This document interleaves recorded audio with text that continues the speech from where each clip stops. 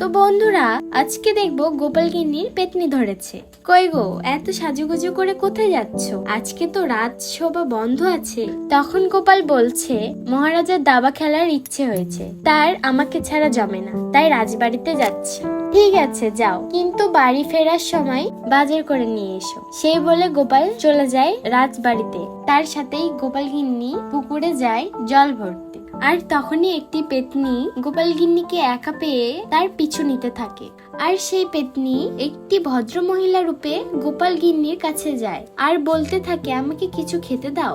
গোপাল গিন্নি তখন খাবার বের করে দিতেই পেতনি তার লম্বা হাত দিয়ে মাছ ভাজা বের করে খায়। গোপাল গিন্নি পেছনে ঘুরতেই সেই পেতনি তার ভেতরে ঢুকে যায়। আর গোপাল সন্ধেবেলা বাড়ি ফিরতেই দেখছে তার স্ত্রী মাছ ভাজছে।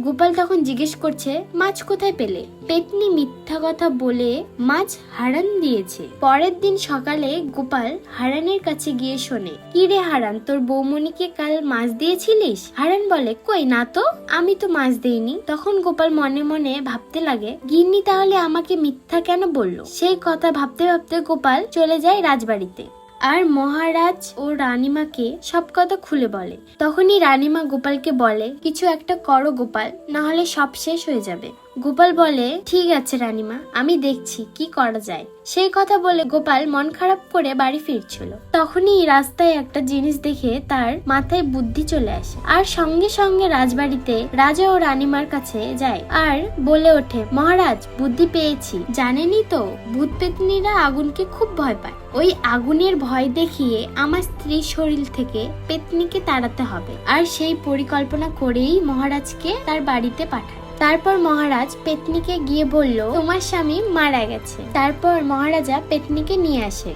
এইদিকে গোপাল ও রানীমারা সবকিছু তৈরি করে নিয়েছিলেন। তারপর মহারাজা পেতনিকে বললেন, গোপালের সাথে তোমাকেও মরতে হবে। তা শুনে পেতনি গোপাল গিন্নির শরীর থেকে চলে যায়। তো বন্ধুরা, এই গল্পটি কেমন লাগলো অবশ্যই কমেন্টে বলবেন। আর ভালো লেগে থাকলে লাইক ও সাবস্ক্রাইব করে নেবেন।